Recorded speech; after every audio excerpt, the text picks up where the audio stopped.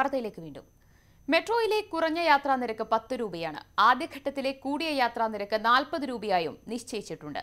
കൊച്ചി വൺകാട് വഴി മെട്രോയിൽ മാത്രമല്ല ബസ്സിലും ബോട്ടിലും യാത്ര ചെയ്യാം. മെട്രോ ജനകീയമാക്കുക എന്ന ഉദ്ദേശ്യത്തോടെയാണ് 10 രൂപ എന്ന കുറഞ്ഞ യാത്രാ നിരക്ക് പ്രഖ്യാപിച്ചിരിക്കുന്നത്. പക്ഷേ 10 രൂപയ്ക്ക് ഒരു സ്റ്റേഷനിൽ നിന്ന് തൊട്ടടുത്ത മറ്റൊരു സ്റ്റേഷനിലേക്ക് മാത്രമേ യാത്ര ചെയ്യാൻ കഴിയൂ. ആലുവയിൽ നിന്ന് കമ്പനിപ്പടി വരെ യാത്ര ചെയ്യാൻ 20 രൂപ വേണം. എന്നാൽ പാലാരിവട്ടത്തെത്താൻ 40 രൂപയാണ് ടിക്കറ്റ് നിരക്ക്. മെട്രോ യാത്രയ്ക്കായി ആക്സിസ് ബാങ്കുമായി ചേർന്ന് KMRL പുറത്തിറക്കുന്ന കാർഡാണ് കൊച്ചി വൺ കാർഡ്. ഇതുപയോഗിച്ച് ബസ്സിലും ബോട്ടിലും യാത്ര ചെയ്യാം. സിനിമ കാണാനും ഷോപ്പിംഗ് നടത്താനും ഇത് ഉപയോഗിക്കാം. മൊബൈൽ നിരക്കുകൾ റീചാർജ് ചെയ്യും പോലെ ഇത് റീചാർജ് ചെയ്ത് ഉപയോഗിക്കുകയും ചെയ്യാം.